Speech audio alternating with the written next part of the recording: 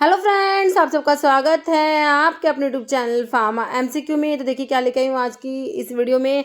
देखिए काफ़ी important questions लेके आई हूँ। देखिए हमारा जो सिपोही फार्मासिस्ट का आप लोगों का एग्ज़ाम होना है, तो उसकी भी एग्ज़ाम डेट डिक्लेयर हो चुकी है। 2 मई को आपका एग्ज़ाम होना है। ओके, तो देखिए मैंने वैसे तो बहुत से एमसीक्यूज़ अपलोड किए हुए हैं, है ना। तो जो है मैराथन वीडियो के नाम से भी एक प्लेलिस्ट है, आप उसमें देखना, बहुत सारे आपको एमसीक्यूज़ मिल जाएंगे। ठीक है, बहुत सारे एमसीक्यू चैनल पे अपलोड किए हुए हैं, तो जितना हो सके उतना रिवीजन पे फोकस कीजिए। ओके, तो अभी इस वीडियो में कुछ क्वेश्चंस लेके आई हूँ, तो आपके सभी ये सिपोही फार्मासिस्ट का आपका एग्जाम है, इसके लिए भी इंपॉर्टेंट है।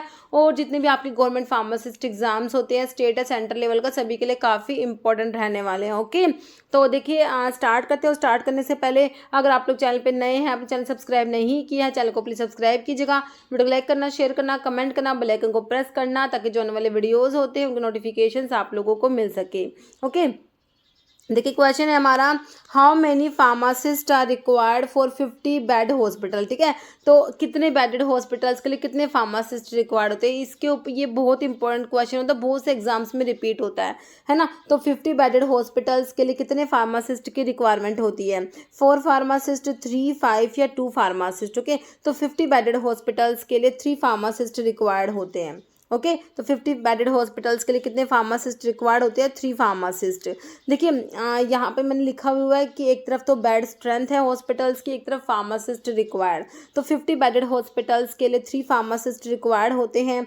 100 बेडेड हॉस्पिटल्स के लिए 5 फार्मासिस्ट रिक्वायर्ड होते हैं। 200 बेडेड हॉस्पिटल्स के लिए 8 फार्मासिस्ट रिक्वायर्ड होते हैं।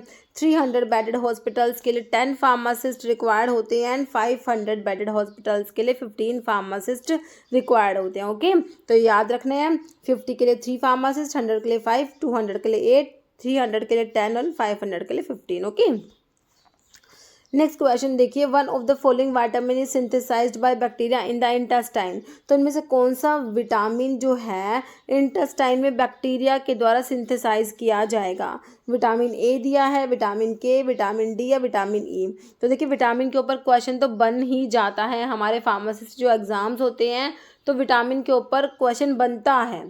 ओके, तो देखिए बैक्टीरिया सिंथेसाइज करते हैं कौन सा विटामिन? विटामिन ए दिया है आपको, विटामिन के, विटामिन डी या विटामिन ई।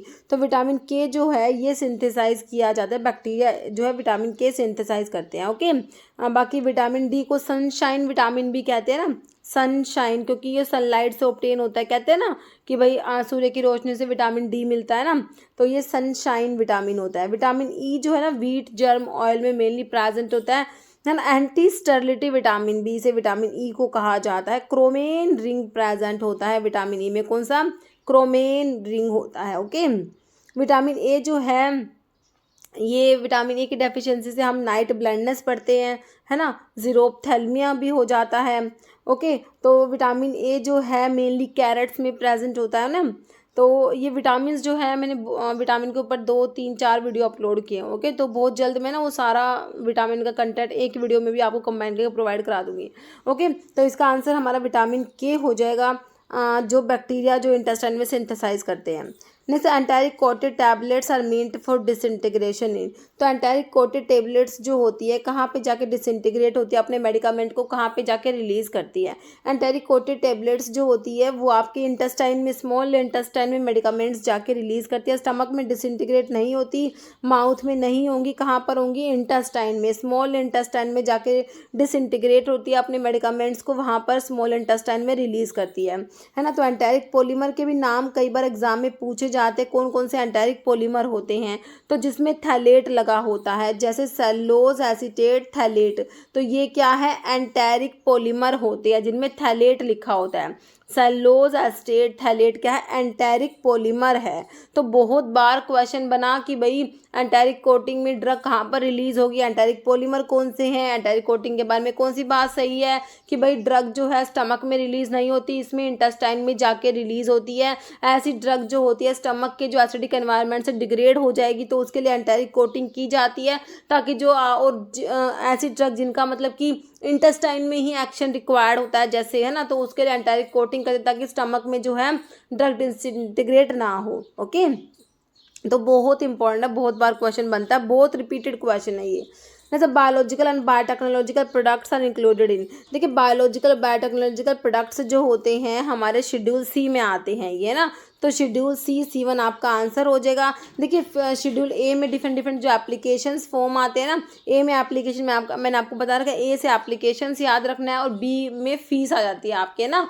तो जो है आप शेड्यूल्स का मैंने वीडियो भी बना के डाला हुआ है, आप लोग देखना, आपको सारे के सारे शेड्यूल वहाँ से जो है इजीली लर्न भी हो जाएंगे वहीं की वहीं। बहुत ही अच्छा वीडियो बना के डाला हुआ है शेड्यूल्स का, है ना। तो डिफरेंट डिफरेंट शेड्यूल्स, सारे शेड्यूल्स में एक्सप्लेन किए हुए हैं। शेड्यूल एक्स में narcotic drugs, psychotropic substance, habit forming drugs के लिए शेड्यूल एक्स आता है। ओके, तो बायोलॉजिकल एंड बायोटेक्नोलॉजिकल प्रोडक्ट्स के लिए हमारा शेड्यूल C1 आ जाएगा, आंसर हो जाएगा ऑप्शन सी। और शेड्यूल्स देखिए आपका जूरिस्प्रूडेंस में जो है शेड्यूल्स के ऊपर क्वेश्चन बनता है ना, और एक आपका एक्ट और उनके ईयर होते हैं। और बाकी ये पढ़ लीजिए जूरिस्प्रूडेंस में। फिर आपने अगर और पढ़ना तो ड्रग एंड कॉस्मेटिक एक्ट और फार्मेसी एक्ट जो होता है वो थोड़ा सा उसका डिटेल पढ़ लीजिए। जूरिस्प्रूडेंस का इतना भी हम लोग कर लेते हैं तो मोर देन सफिशिएंट होता है। मेनली तो शेड्यूल्स के ऊपर क्वेश्चन बनता है।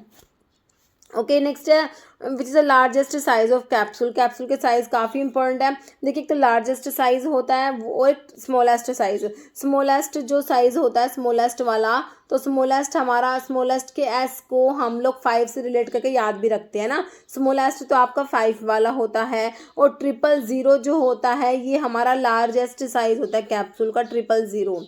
तो आपको देखिए 000 वाला ऑप्शन बी में दिया है, 000 लार्जेस्ट होता है। अगर स्मॉलेस्ट पूछते तो आप 5 वाला कह देते। ओके, नेक्स्ट है 2 स्ट्रक्चरली डिफरेंट ड्रग। 2 ड्रग है जो स्ट्रक्चर, उनकी स्ट्रक्चर डिफरेंट है, वो क्या प्रोवाइड कर रही है, same clinical response, same clinical response provide करती है अंडर सेम एक्सपेरिमेंटल कंडीशंस के under same clinical response provide कर रही है ड्रग, है ना। स्ट्रक्चरली डिफरेंट है ये ड्रग, तो इन्हें क्या कहोगे, केमिकली इक्विवेलेंट कहोगे, बायोलॉजिकली इक्विवेलेंट, थेराप्यूटिकली इक्विवेलेंट या क्लिनिकली बायो इक्विवेलेंट। तो इन्हें हम कहेंगे थेराप्यूटिकली इक्विवेलेंट कहेंगे इन ड्रग्स को। ओके, ऑप्शन 3 हो जाएगा राइट। नेक्स्ट प्रिस्क्रिप्शन क्या है। देखिए प्रिस्क्रिप्शन लैटिन टर्म काफ़ी इंपॉर्टेंट है। प्रिस्क्रिप्शन क्या है, देखिए प्रिस्क्रिप्शन क्या है, written order from register, written order होता है from a registered medical practitioner, जो RMP होता है ना, उससे जो उसका जो रिटन ऑर्डर होता है। डाइटरी चार्ट है पेशेंट के लिए, डायग्नोसिस रिपोर्ट होती है पेशेंट की, या डिस्क्रिप्शन होता है पेशेंट के सिम्टम्स का। तो क्या होता है प्रिस्क्रिप्शन, प्रिस्क्रिप्शन होता है रिटन ऑर्डर होता है from a registered medical practitioner. Okay, option A. Next question है पल्विस का मतलब बताना। तो लैटिन टर्म के ऊपर क्वेश्चन है ना। लैटिन टर्म के MCQ का वीडियो भी बना के डाला हुआ है और लैटिन टर्म्स के ऊपर भी वीडियो डाला हुआ है। पल्विस का मतलब होता है, देखिए ड्रॉप दिया है तो गुट्टी वर्ड लैटिन टर्म जो है गुट्टी इस टाइप से यूज़ होता है, गुट्टा या गुट्टी आता है ड्रॉप के लिए। सिरप है, टैबलेट है या पाउडर। तो पल्विस का मतलब होता है पाउडर, पल्विस मतलब पाउडर। नेक्स्ट है Karl Fischer titration is commonly used for determination of. तो एक कार्ल फिशर टाइट्रेशन है किसके डिटर्मिनेशन के लिए यूज़ करते हैं, वाटर के लिए, नाइट्रोजन के लिए, मैग्नीशियम कंटेनिंग कंपाउंड्स या प्रोटीन। तो वाटर के लिए यूज़ किया जाएगा, option A. Okay, next dusting powder are sterilised by. तो पाउडर्स के स्टरलाइजेशन के लिए मैंने आपको कौन सा जो है स्टरलाइजेशन का टेक्निक बताया हुआ है। देखिए स्टरलाइजेशन में आप ड्राई हीट स्टरलाइजेशन पढ़ते हो। ड्राई हीट स्टरलाइजेशन में क्या होता है, हॉट एयर ओवन यूज़ किया जाता है ना। मॉइस्ट हीट स्टरलाइजेशन पढ़ते हो जिसमें हमारा ऑटोक्लेव यूज़ किया जाता है ना। बाकी गैसेस स्टरलाइजेशन होता है, रेडिएशन स्टरलाइजेशन होता है ना, heating with bactericide, most heat, ये सारा आपको ऑप्शन में दिया है। तो पाउडर्स के स्टरलाइजेशन के लिए जो है ना, तो डस्टिंग पाउडर का पूछा था तो मतलब पाउडर्स के लिए, तो पाउडर्स के लिए ड्राई हीट स्टरलाइजेशन यूज़ किया जाता है जिसमें हॉट एयर ओवन यूज़ करते हैं। तो पाउडर्स के लिए आपका ड्राई हीट स्टरलाइजेशन हो जाएगा, ऑप्शन सी बिल्कुल राइट हो जाएगा। ओके, नेक्स्ट है non parental type of glass consist of which of the following type. Non parental होता है NP ग्लास, NP ग्लास भी से कहा जाता है। नॉन पेरेंटल मतलब कि पेरेंटल्स के लिए यूज़ नहीं किया जाता, NP ग्लास भी से कहा जाता है। तो ग्लास में आप type 1, type 2, type 3, type 4 glass पढ़ते हो, है ना। टाइप 1 तो हाईली रेजिस्टेंट बोरोसिलिकेट ग्लास होता है ना। तो आपसे पूछा नॉन पेरेंटल टाइप का पूछा है, नॉन पेरेंटल NP ग्लास किसे कहते हैं, टाइप 4 ग्लास को कहा जाता है। ओके, तो टाइप 4 ग्लास होता है नॉन पेरेंटल ग्लास। तो नॉन पेरेंटल ग्लास आपका हो जाएगा ऑप्शन डी, टाइप 4। नेक्स्ट है which of the following doses form suitable to get 100% availability of the drug. कौन से देखिए डोजेस फॉर्म से ऐसे या फिर ऐसे तो कौन से रूट से ड्रग दोगे तो ड्रग की जो बायो अवेलेबिलिटी है वो 100% होती है। ऐसे भी क्वेश्चन बनता है कि भाई कौन से रूट से आपने ड्रग दी कि ड्रग की बायो अवेलेबिलिटी 100% होगी, है ना। विच ऑफ द फॉलोइंग, अब इसमें लिखा हुआ कौन सी डोजेस फॉर्म होती है जो 100% ड्रग की बायो अवेलेबिलिटी जिससे ऑब्टेन हो जाएगी, है ना। टेबलेट से, कैप्सूल से, आईवी इंजेक्शन, ट्रांसडर्मल पैचेस से। देखिए आईवी इंजेक्शन आपका आंसर हो जाएगा। आईवी रूट से जब भी आप ड्रग दे रहे हो तो ड्रग डायरेक्टली कहाँ जा रही है, ब्लड में जा रही है ना, डायरेक्टली ब्लड में जा रही है। ओके, तो आईवी रूट से ड्रग की बायो अवेलेबिलिटी 100% होती है। बहुत बार रिपीट हुआ क्वेश्चन, बहुत रिपीटेड क्वेश्चन है। ओके, तो आईवी रूट से ड्रग देंगे तो ड्रग की बायो अवेलेबिलिटी 100% होगी। ध्यान रखना, ऑप्शन सी राइट हो जाएगा। जैसे पेरेंटल एंटीकोएगुलेंट, तो एंटीकोएगुलेंट्स जब आप पढ़ते हो तो आप ओरल पढ़ते हो, पेरेंटल पढ़ते हो, है ना। तो पेरेंटल बताना है। पेनिसिलिन तो हमारी बीटा लैक्टम एंटीबायोटिक में आते हैं। किस में आते हैं पेनिसिलिन, बीटा लैक्टम एंटीबायोटिक में penicillin, cephalosporin, carbapenems and monobactams आते हैं। इनमें बीटा लैक्टम रिंग प्रेजेंट होती है। ओके, यह फेनिडायोन है, वॉरफेरिन है, हिपेरिन। तो पेरेंट्रल एंटीकोएगुलेंट में हमारा हिपेरिन आ जाएगा। हिपेरिन क्या पेरेंट्रल एंटीकोएगुलेंट होता है। और हिपेरिन का जो एंटीडोट होता है वो भी कई बार एग्जाम में पूछता है, प्रोटामिन सल्फेट होता है। प्रोटामिन सल्फेट क्या है, हिपेरिन का एंटीडोट होता है। वॉरफेरिन जो आपका ओरल एंटीकोएगुलेंट है, इसका एंटीडोट पूछेंगे तो विटामिन के होता है। विटामिन के देखिए कोएगुलेशन में हेल्प करता है। विटामिन के जो ब्लड के क्लोटिंग फैक्टर होते हैं 2, 7, 9, 10 क्लोटिंग फैक्टर के एक्टिवेशन के लिए रिक्वायर्ड होता है। तो ब्लड की क्लोटिंग में विटामिन के हेल्प करता है ना। तो विटामिन के का एंटीडोट कह सकते हो वॉरफेरिन को, है ना। विटामिन के का एंटीडोट वॉरफेरिन है, वॉरफेरिन का एंटीडोट विटामिन के है। ओके, क्योंकि देखिए ये विटामिन के तो कोएगुलेशन करा रहा है और ये वॉरफेरिन क्या आपका एंटी कोएगुलेंट है। ऑपोजिट काम हो गया दोनों का, एक कोएगुलेशन करा रहा है, एक कोएगुलेशन को अपोज कर रहा है ना। तो वॉरफेरिन का एंटीडोट विटामिन के होता है। ये भी आप याद रखना विटामिन के बारे में। ये ब्लड की क्लोटिंग के लिए रिक्वायर्ड होता है, बहुत इंपॉर्टेंट है। क्वेश्चन बहुत बार आया है कि भाई ब्लड की क्लोटिंग के लिए कौन सा विटामिन होता है। ओके, हिपेरिन पेरेंटल एंटीकोएगुलेंट हो गया। नेक्स्ट है dash is the causative organism of tuberculosis. Tuberculosis का कॉजेटिव ऑर्गेनिज्म बताना है। तो ये होता है एक टाइप का माइकोबैक्टीरिया होता है, माइकोबैक्टीरिया। ठीक है, तो ये जो है ट्यूबरकुलोसिस का जो कॉजेटिव ऑर्गेनिज्म है माइकोबैक्टीरियम ट्यूबरकुलोसिस हो जाएगा, है ना। माइकोबैक्टीरियम लेप्री जो है ये लेप्रोसी का कॉजेटिव ऑर्गेनिज्म होता है, लेप्रोसी का। ओके, नेक्स्ट क्वेश्चन है नॉन इसेंशियल अमीनो एसिड। तो अमीनो एसिड के बारे में आप लोग पढ़ते हो, इसेंशियल नॉन इसेंशियल पढ़ते हो ना। तो बहुत इजी है लेकिन बहुत बेसिक सा, और बहुत बार क्वेश्चन बनता है अमीनो एसिड्स के बारे में कि भाई कौन सा इसेंशियल है कौन सा नॉन इसेंशियल है। ओके, तो आप लोग याद भी करते हो ये PVT प्राइवेट टीम HALL के नाम से, है ना। तो पी से क्या होता है फिनाइल एलनिन होता है ना, वेलाइन होता है ना। टी से क्या होता है थ्रियोनिन होता है ना। टी से थ्रियोनिन होता है। ओके, और जो है इसमें टायरोसिन नहीं आता, इसमें ट्रिप्टोफन और थ्रियोनिन आता है। टायरोसिन जो है आपका किस में आता है, नॉन इसेंशियल में आता है ना। ये मैं आपको इसेंशियल के बारे में बता रही हूँ। आप ना एक भी याद कर लोगे ना, इसेंशियल याद कर लोगे ना, तो आपका एलिमिनेशन मेथड से आंसर निकल के आ जाएगा। एक याद कर लो इसेंशियल नॉन इसेंशियल, बाकी ऑप्शन के अकॉर्डिंग आंसर हमारा बन जाता है। ओके, तो इसमें 2 टी है, तो एक थ्रियोनिन एक ट्रिप्टोफन है। टायरोसिन आपका इसमें नहीं आता, है ना। फिर आइसोल्यूसिन होता है, मिथियोनिन होता है, हिस्टिडिन होता है।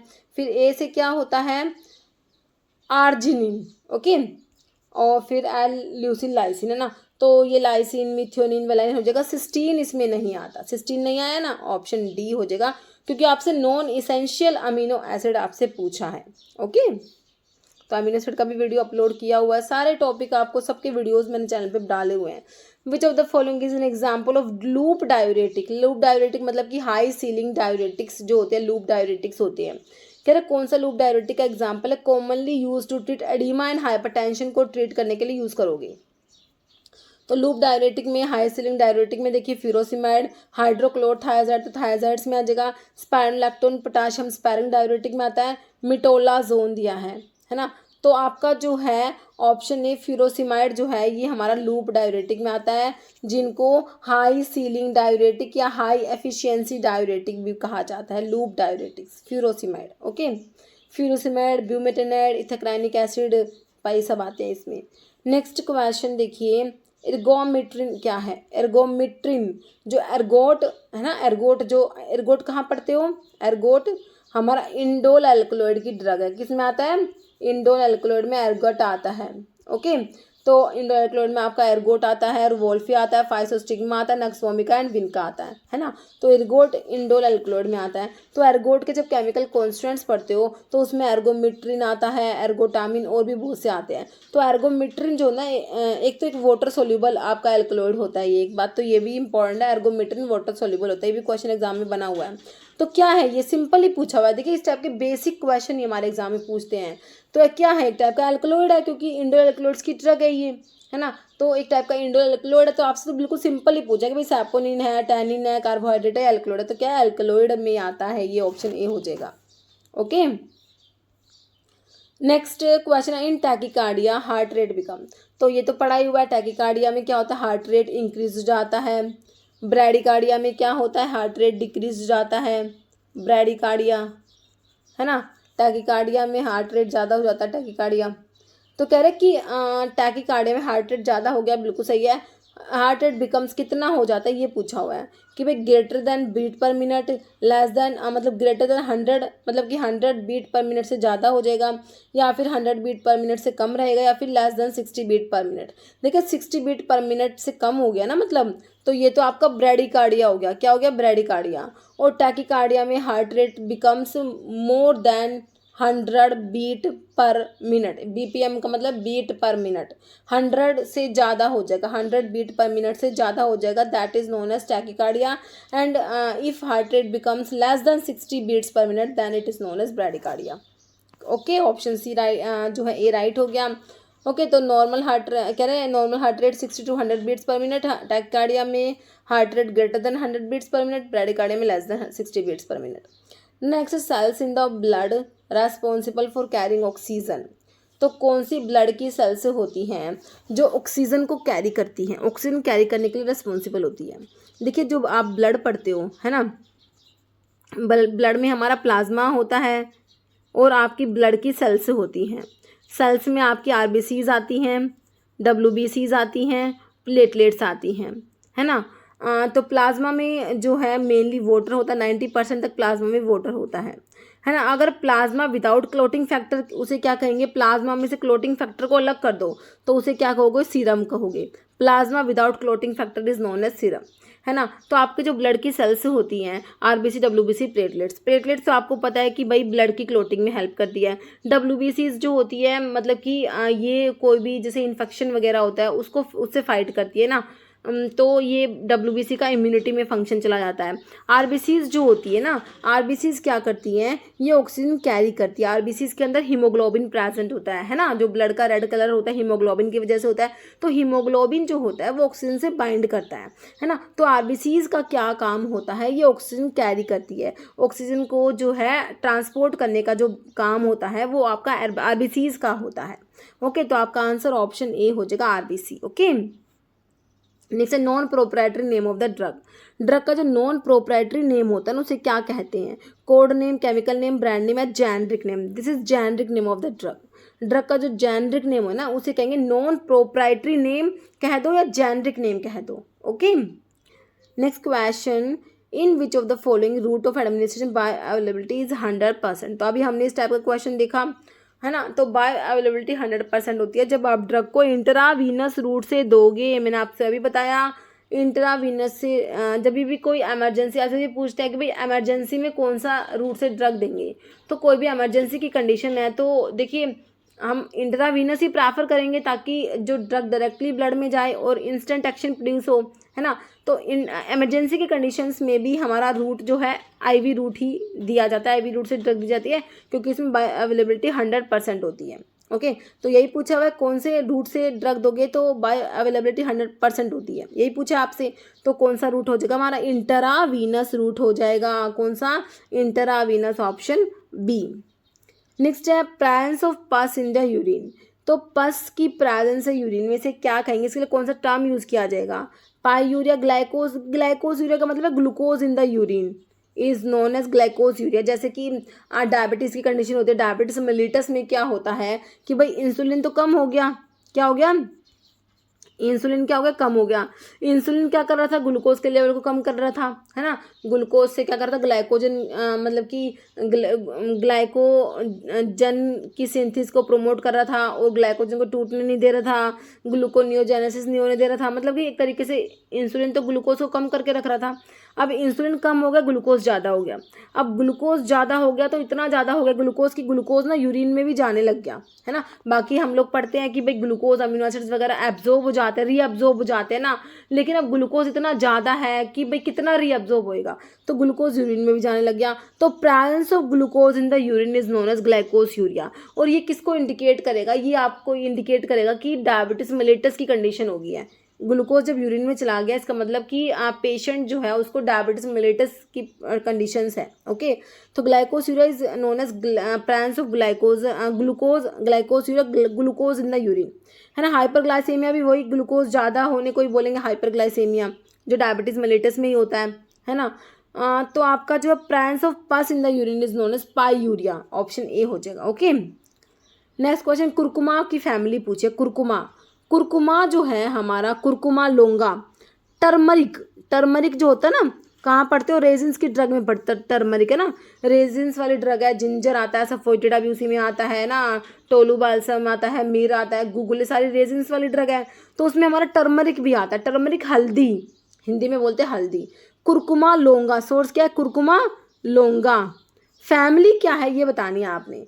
फैमिली होती है कौन सी, जो आपकी जिंजर की होती है। कौन सी होती है जिंजर की, जिंजिबर ऑफिसिनस जिंजिबरेसी फैमिली, है ना। जो हमारे इलायची की होती है, कार्डेमम की भी होती है, एलिटेरिया कार्डेमोमम, है ना, इलायची का, इसकी फैमिली भी जिंजिबरेसी है।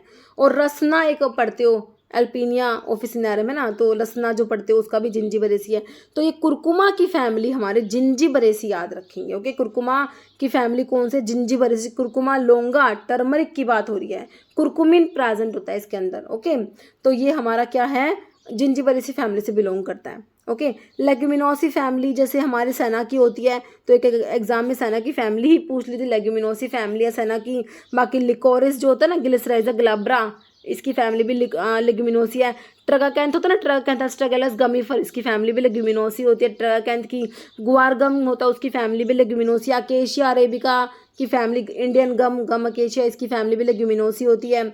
ओके, और बाकी अराचिस ऑयल आप पढ़ते हो, लिपिड्स वाली ड्रग में पढ़ते हो, अराचिस ऑयल, अराचिस हाइपोगिया, उसकी फैमिली भी लेग्यूमिनोसी होती है अराचिस ऑयल की, है ना। और भी बहुत सारी ड्रग्स हैं जो जो आपकी लेग्यूमिनोसी। टैनिन्स की ड्रग में जैसे हमारा टीरोकार्पस आता है ना, उसकी फैमिली आपकी लेग्यूमिनोसी है। ब्लैक कैटेचू की भी जो है लेग्यूमिनोसी होती है आपकी, है ना। अशोका की फैमिली, सराका इंडिका, वो भी लेग्यूमिनोसी फैमिली से बिलोंग करता है। ओके, तो इस टाइप से ना फैमिली भी कई बार ना एग्जाम में पूछ ली जाती है ना। ये कुरकुमा लोंगा वाला भी प्रीवियस ईयर का ही क्वेश्चन है, कुरकुमा की फैमिली पूछी गई है पहले।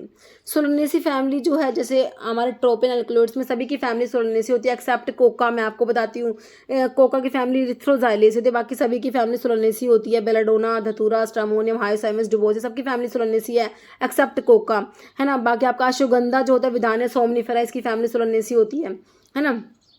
तो ये सब सोलनेसी फैमिली से बिलोंग करते हैं। लिलिएसी जैसे अलो की फैमिली क्या है, लिलिएसी है अलो की। और आपका कोलचिकम, एक एग्जाम में कोलचिकम की फैमिली पूछी हुई थी किसी में, मेरे को भी याद नहीं है, कोलचिकम की फैमिली भी एग्जाम में आई हुई है। कोलचिकम ऑट्यूमनल लिलिएसी फैमिली से बिलोंग करता है ना। ग्लोरियोसा की भी लिलिएसी, गार्लिक की भी लिलिएसी होती है आपकी फैमिली। ओके, तो फैमिली भी इंपॉर्टेंट है। तो कुरकुमा की हमारी जिंजिबरेसी हो गई। नेक्स्ट है which of the following was the aim of the pharmacy act 1948। तो फार्मेसी एक्ट की क्या एम, हमारा जो फार्मेसी एक्ट है वो कब आया, 1948 में। और फर्स्ट पीसीआई का कॉन्स्टिट्यूशन 1949 में किया गया, मैंने आपको बता रखा है। तो इसके एम बताने हैं फार्मेसी एक्ट के। Regulation of the practice of pharmacy in India. तो फार्मेसी एक्ट का जो एम है, मेन एम, एक तो ये बिल्कुल सही है, regulation of practice of pharmacy in India.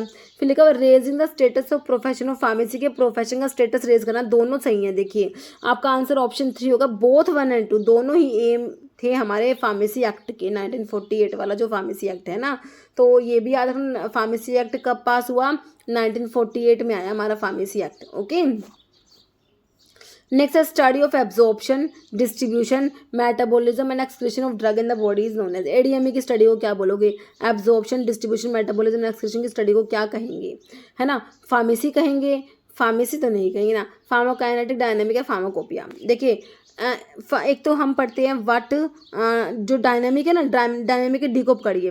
What drug does to the body, drug क्या करेगी बॉडी में, जैसे ड्रग का मैकेनिज्म ऑफ एक्शन, ड्रग का फार्माकोलॉजिकल एक्शन है, ड्रग इंटरैक्शन है, ये सब हमारा फार्माको डायनामिक में आता है। एक होता है what body does to the drug, body क्या करती है ड्रग के साथ में, जैसे बॉडी में जाके ड्रग का एब्जॉर्प्शन हो रहा है ना, ड्रग एब्जॉर्ब हो रही है, ड्रग का डिस्ट्रीब्यूशन हो रहा है, फिर ड्रग का मेटाबॉलिज्म और ड्रग का एक्सक्रीशन हो रहा है, ये सब हमारा फार्माकोकाइनेटिक में आता है। फार्माकोकाइनेटिक में हम एडीएमई की स्टडी पढ़ते हैं, absorption, distribution, metabolism and excretion की स्टडी को हम फार्माकोकाइनेटिक कहते हैं, है ना। तो फार्माकोकाइनेटिक क्या है? Absorption, distribution, metabolism and excretion की स्टडी को क्या कहेंगे? फार्माकोकाइनेटिक कहेंगे। तो आंसर हमारा ऑप्शन बी मेरे हिसाब से आपको क्लियर हो चुका।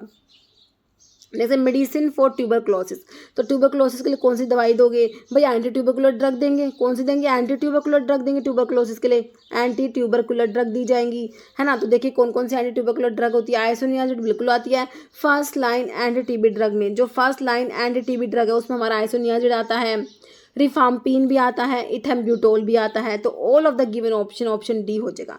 ये सारी ही first line anti tubercular drugs हैं, है ना। तो तीन तो ये रही, और पायराजीनामाइड भी होती है, पायराजीनामाइड आती है, और एक और ड्रग रह गई है, पैराजीनामाइड होगी, आइसोनियाजिड, रिफाम्पिन, इथेम्ब्यूटोल, एक स्ट्रिप्टोमाइसिन है ना, एमिनोग्लाइकोसाइड एंटीबायोटिक में जो आती है ना। तो कौन सी एमिनोग्लाइकोसाइड एंटीबायोटिक है जो first line anti tubercular drug में आते हैं? तो हमारी स्ट्रिप्टोमाइसिन होती है जो एमिनोग्लाइकोसाइड एंटीबायोटिक में आती है। तो ये first line anti TB drug में भी आती है। तो पांचों ड्रग जो है first line anti tubercular drugs में आती है ना। तो इनमें देखिए सारे के सारी का साइडल एक्शन होता है, मतलब बैक्टीरियासाइडल होता है, लेकिन इथेम्ब्यूटोल जो है ना इसका स्टैटिक एक्शन होता है, बैक्टीरियोस्टैटिक होती है। ओके, इथेम्ब्यूटोल ध्यान रखना है। और एक और क्वेश्चन बनता है कि भाई कौन सी ड्रग है जो ट्यूबरकुलोसिस वाली ड्रग है, मतलब कि एंटी ट्यूबरकुलर ड्रग है, ट्यूबरकुलोसिस में देते हैं लेकिन साथ साथ में लेप्रोसी में भी यूज़ करते हैं। ट्यूबरकुलोसिस में दे ही रहे हैं, एंटी ट्यूबरकुलर तो है ही, साथ साथ में लेप्रोसी में भी दी जाती है। कौन सी होती है आपकी? रिफाम्पिन, और एक और होती है इथियोनामाइड।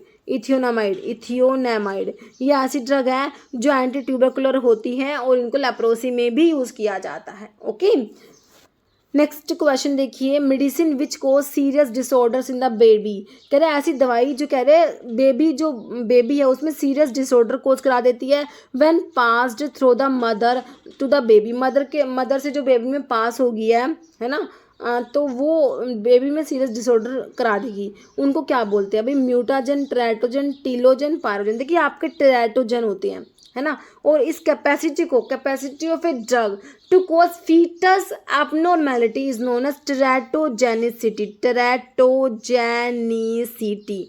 ओके, और ये ड्रग जो होती है इनको टेराटोजन कहा जाता है। जैसे कि एग्जाम्पल ले लो थैलिडोमाइड का, थैलिडोमाइड जो होता है ये जो है क्या करा देता है? Seal like limbs, phocomelia. Thalidomide का टेराटोजेनिक इफेक्ट क्या है? फोकोमिलिया, सील लाइक लिम्स हो जाते हैं थैलिडोमाइड के टेराटोजेनिक इफेक्ट में जब हम देखते हैं, है ना। तो ये टेराटोजेनिक ड्रग कौन कौन सी है? जैसे थैलिडोमाइड हो गया, वॉरफेरिन भी टेराटोजेनिक होता है आपका, फेनिटोइन है, कार्बामाजिपिन है, वोल्प्रोइक एसिड है, बहुत सारी ड्रग है जो टेराटोजेनिक होती है। तो उनके नाम भी आपको पता होने चाहिए। ओके, तो बाकी इनको क्या बोलते हैं? टेराटोजेंस बोलते हैं। ऑप्शन बी आपका राइट हो जाएगा। Next, which of the following is fat soluble vitamin. अब देखिए विटामिन का जब स्टार्टिंग में ही पढ़ते हो जनरल, तो उसमें एक तो आपके वाटर सोल्यूबल विटामिन होते हैं, है ना, एक फोर्थ फैट सोल्यूबल होते हैं। वाटर सोल्यूबल WBC से याद कर लो, वाटर सोल्यूबल विटामिन बी और विटामिन सी जो है आपके वाटर सोल्यूबल है। फैट सोल्यूबल में बाकी जो बच गए ADE के फैट सोल्यूबल होते हैं। है ना। Vitamin A, vitamin D, vitamin E और विटामिन के फैट सोल्यूबल है, विटामिन बी और विटामिन सी वाटर सोल्यूबल होते हैं। तो आपसे फैट सोल्यूबल पूछा है तो ए, डी, ई, के में से कौन सा ऑप्शन में है? Thiamine. Thiamine is vitamin B one, thiamine तो विटामिन बी तो आपका वाटर सोल्यूबल में आ रहा है। Ascorbic acid is vitamin C को कहते हैं एस्कॉर्बिक एसिड, तो ये भी वाटर सोल्यूबल है। फोलिक एसिड विटामिन B9 को कहते हैं, किसको कहते हैं? B9 को, तो ये भी आपका वाटर सोल्यूबल है। बच्चा क्या? टोकोफेरोल, है ना। टोकोफेरोल जो है ये आपका विटामिन ई को कहते हैं ना, टोकोफेरोल। विटामिन ई जो होता है टोकोफेरोल डेरिवेटिव होता है ना, तो विटामिन जो है ये ई हमारा फैट सोल्यूबल में आता है, तो ऑप्शन डी हो जाएगा। टोकोफेरोल जो है फैट सोल्यूबल विटामिन में आता है, बाकी तीनों वाटर सोल्यूबल विटामिन के एग्जाम्पल्स हैं। ओके। थायमिन जो होता है विटामिन B1 को थायमिन कहते हैं, B1 को क्या कहते हैं? थायमिन कहते हैं। B2 को राइबोफ्लेविन कहते हैं, और B3 जो होता है, B3 हमारा नायसिन होता है। B4 नहीं होता। B5 क्या होता है? पैंटोथैनिक एसिड होता है। B6 क्या होता है? हमारा पायरोक्सिन होता है। B6 के बाद B7 हमारा कौन सा होता है? ये जो होता है बायोटिन ही होता है ना, B7 BH भी बोल देते हैं ना इसको, है ना, वही है ना ये। फिर B8 नहीं होता। B9 फोलिक एसिड होता है। B10 B11 भी नहीं होता। B12 हमारा साइनोकोबालामिन होता है। ओके, तो ये सारे बी कॉम्प्लेक्स विटामिन के नाम है, तो ये भी पूछ लेते हैं एग्जाम में, बहुत बार क्वेश्चन बना है कि भाई विटामिन B1 कौन सा है, मतलब थायमिन को कौन सा विटामिन कहते हैं, इस टाइप से, तो ये जनरल नाम भी आपको पता होने चाहिए। ओके, तो ये क्लियर हो गया हमारा। फैट सोल्यूबल में हमारा आ गया कौन सा? टोकोफेरोल आ गया। और एस्कॉर्बिक एसिड है ना, विटामिन सी है, ये भी बहुत इंपॉर्टेंट है। ओके, विटामिन सी, इसकी डेफिशिएंसी से स्कर्वी डिजीज होती है। ओके, नेक्स्ट है streptomycin should not be given orally. देखिए स्ट्रिप्टोमाइसिन जो है एमिनोग्लाइकोसाइड एंटीबायोटिक में आती है। एमिनोग्लाइकोसाइड एंटीबायोटिक में स्ट्रिप्टोमाइसिन, जेंटामाइसिन, कैनामाइसिन, एमिकासिन, सिसोमिसिन, ये सारी आती है ना, फ्रामाइसिटीन, नियोमाइसिन। कह रहे कि इनको ओरली नहीं देते, but should be given by injection because, देखिए एमिनोग्लाइकोसाइड एंटीबायोटिक्स को ओरली नहीं देते, क्यों? क्योंकि ये जो ओरली देते हैं ना तो एब्जॉर्ब नहीं हो पाती है ना। कह रहे देखिए it is not absorb when given orally, it is may injure the gastric mucosa, produce more adverse effect when given orally, या not effective when given orally. तो क्यों नहीं देते? It is not absorbed when given orally देते हैं, तो ये absorb ही नहीं होती है, इसलिए एमिनोग्लाइकोसाइड एंटीबायोटिक्स को ओरली नहीं देते, ध्यान रखना है। ओके, ऑप्शन ए राइट हो जाएगा। ओके, नेक्स्ट है grey baby syndrome is caused by. तो ग्रे बेबी सिंड्रोम वाला क्वेश्चन रिपीटेड बहुत बार रिपीट हुआ है ना। तो ये कौन सी ड्रग कोज कराती है? क्लोरामफेनिकोल है, क्लोटेट्रासाइक्लिन, क्लोरोक्विन, नन। तो आपकी क्लोरामफेनिकोल जो है ब्रॉड स्पेक्ट्रम एंटीबायोटिक में जो क्लोरामफेनिकोल आती है ना, ब्रॉड स्पेक्ट्रम एंटीबायोटिक में बैक्टीरियोस्टैटिक होती है, प्रोटीन सिंथेसिस को इनहिबिट कराती है, 50S राइबोसोम से बाइंड होती है, और ग्रे बेबी सिंड्रोम करा देती है। काफ़ी इंपॉर्टेंट है, ऑप्शन ए हो जाए, क्लोरामफेनिकोल कराती है grey baby syndrome. Okay, option A बिल्कुल क्लियर है आपको, है ना। तो इस वीडियो में देखिए इतने ही क्वेश्चंस हम लोग डिस्कस करेंगे। ओके, तो अभी एक क्वेश्चन जिसका आंसर हमेशा की तरह आप लोग देने वाले हैं। ओके, तो जो है आंसर दिया कीजिए, ठीक है। तो देखिए अभी आपका क्वेश्चन क्या, विच of the following is fat soluble vitamin. Fat soluble vitamin कौन सा है? थायमिन है, एस्कॉर्बिक एसिड है, फोलिक एसिड है, टोकोफेरोल है। ओके, तो देखिए इसका आंसर आप लोगों ने कमेंट बॉक्स में देना है। और देखिए एक और बात जो आप लोगों से करनी है, जो मेरी वेबसाइट है pharmamcq.in, तो उस पर मैंने जो है 2 क्रैश कोर्स स्टार्ट कर रखे हैं। ओके, तो आप उनको भी ज्वाइन कर सकते हैं। ओके, तो देखिए इस वीडियो में इतना ही। अगर आपको वीडियो अच्छी लगी इसे लाइक करना, शेयर करना, चैनल पर नए हैं तो मेरा आप लोगों से रिक्वेस्ट है कि चैनल को प्लीज़ सब्सक्राइब जरूर करना। Okay, thank you.